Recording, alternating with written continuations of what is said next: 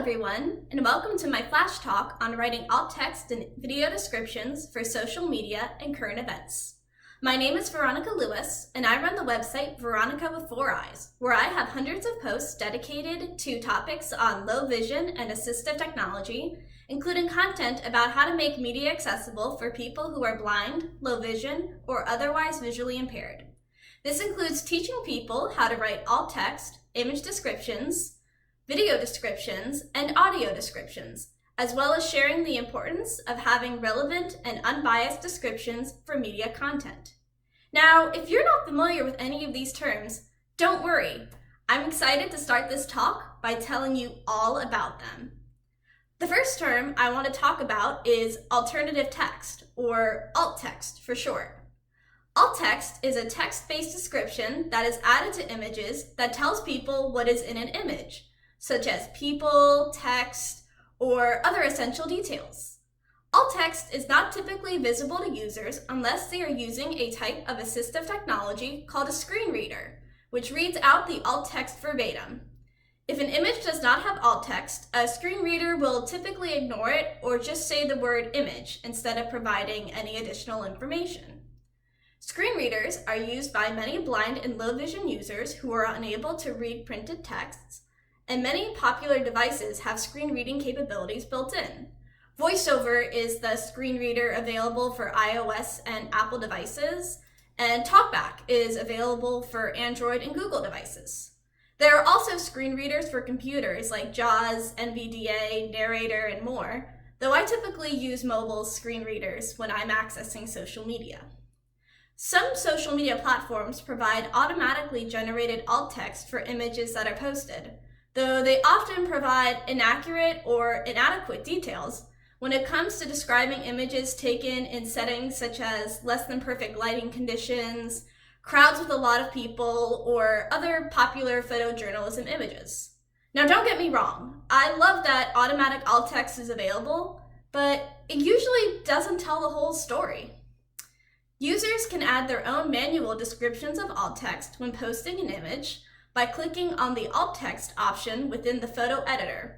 This varies depending on the social media platform, and I have a blog post all about how to add alt text to popular social media websites on my website that goes into a bit more detail on how this is done. Now, I know that a picture can paint 1,000 words, but most of the time, there's only a few hundred characters available when you're writing alt text. This is where image descriptions come in. Image descriptions typically provide more detail than alt text and are included with a post or within a post or within the comments of a post so that anyone can read them, not just someone who uses a screen reader or other types of assistive technology. You see, I have a fluctuating eye condition and don't necessarily use a screen reader every day or every time that I am accessing social media. So image descriptions give me the opportunity to fill in gaps of information that I might have when looking at an image or watching a video with just my eyes alone. An image description provides all of the same information used in alt text, but expands on it a bit more whenever it is relevant. Instead of just telling me that a woman is holding a sign that says, "My life matters," image description goes a step forward to tell me more about what that woman looks like, the expression on her face, the place where she is standing, or even the colors and the style of the sign she is holding. When creating extended image descriptions on social media, I recommend copy and pasting the image description and using a tool such as Pastebin, and sharing a Pastebin link in the replies or original post for those who want to read it. For shorter descriptions, users can write the phrase ID or image description and then add additional details about whatever is in the image. The same will go for other descriptions that are text-based. Image descriptions and video descriptions work the same way, as they are text-based descriptions of content that are shared either in the replies or in a text-based document for those who are unable to watch videos for many different reasons, actually. Video descriptions can also include transcripts of audio or descriptions of other noises in the background that users might otherwise miss out on, as well as descriptions of any actions or movements that are happening on screen. As a person who is very photosensitive, meaning sensitive to still light as well as strobe and flashing lights, and as someone who also has trouble hearing in crowded environments, I use video descriptions almost exclusively to get information about what is going on in amateur video of current events, since a lot of this type of content can contain flashing red, white, and blue lights, as well as loud bangs, crowds, or even shaky cameras. Audio descriptions are very similar to video descriptions, except that with audio descriptions, there is a secondary narration track that provides information about visual items going on the screen in a non-visual way, and the audio itself is not described. I have a lot of audio description resources on my website, including a post about writing audio description for a video on current events, but this talk primarily focuses on alt text, image, and video descriptions, leaving out alt text. Now that we know what these terms are, people may be wondering how they are supposed to use them when accessing social media. After all, accessibility tends to be the last thing on people's minds when they are rapidly disseminating information, for better or for worse. And descriptions for content cannot be generated as easily as captions can be in a lot of cases, although I do realize that auto-generated captions aren't always perfect either. On Instagram, Facebook, and most website or blog platforms, users can edit alt text after they have posted an image by going into the image options and adding or editing the existing alt text. Or alternatively, they can edit a caption that has an image description or video description. Some social media platforms like Twitter do not currently let people edit alt text in an image they didn't originally post or in someone else's post, so it can be confusing at first to figure out how an image can be made accessible. However, there are a few different options for this. You can reblog or reshare or quote tweet the post and add your own alt text and image video description. You can ask to repost with credit and add the descriptions yourself, or you can reply to the original post with this information. You can also tag accounts or use hashtags to ask for image or video descriptions. For protest access and content related to the protests on Twitter, this hashtag is all one word, Protest Access Request. So hashtag Protest Access Request. While normally I am in favor of educating people in the comments about the importance of alt text and image descriptions, a lot of current events content is coming from primary sources that may not necessarily be in a place where they can create these descriptions or think about anything other than their own personal safety. So in these cases, it's better to rely on others to create the description. So what exactly should be included when creating accessible social media content related to current events or photojournalism? While it can be tempting to over-describe images, it helps to think of writing descriptions in a way that feels natural for you to read out loud, or how you would describe an image or video in conversation without necessarily looking at it.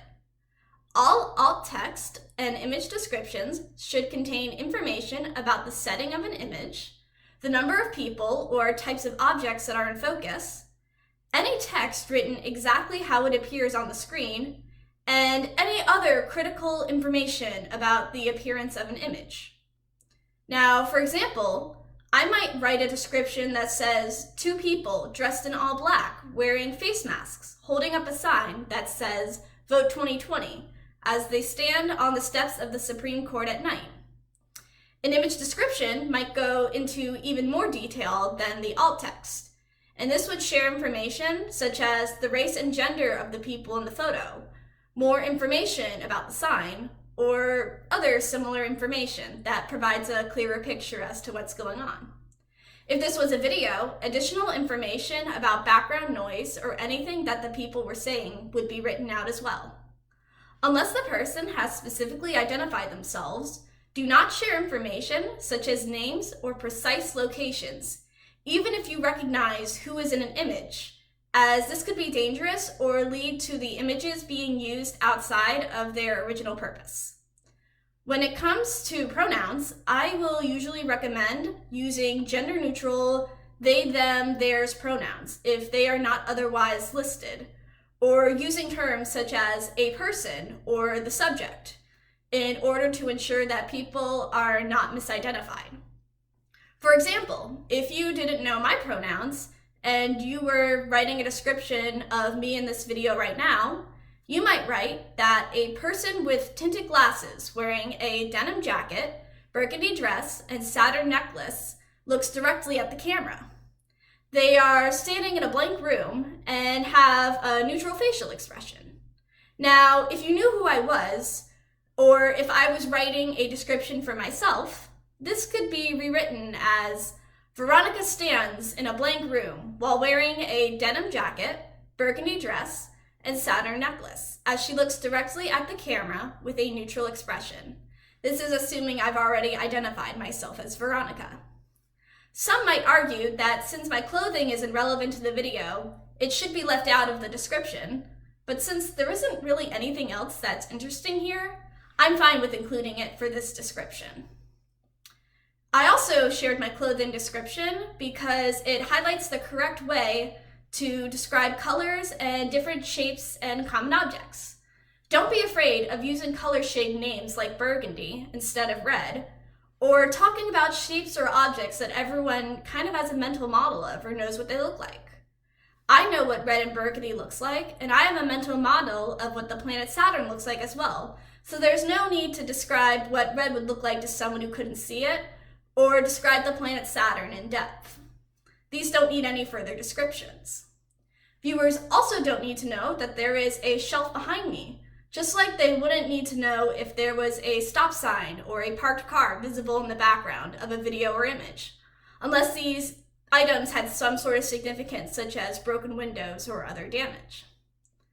The last thing I want to touch on in this crash course about media accessibility is the importance of keeping descriptions objective.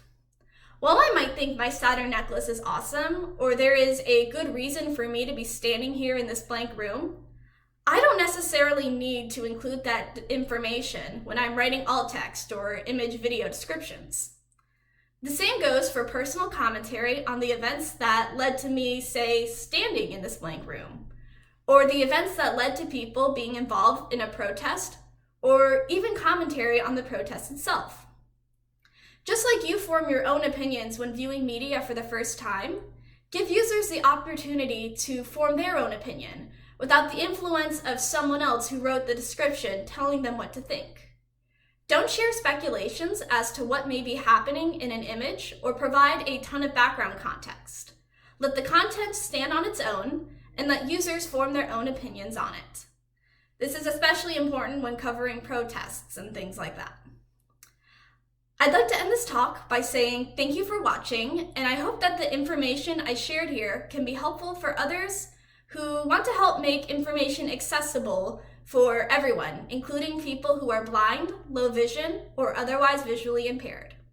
If you have any more questions, you can visit my website at veroniiiica.com. That's Veronica with 4 eyes.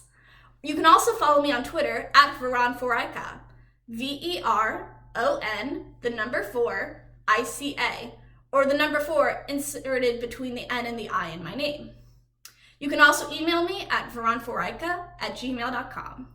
Thank you for watching, and thank you for making social media content accessible for people like me.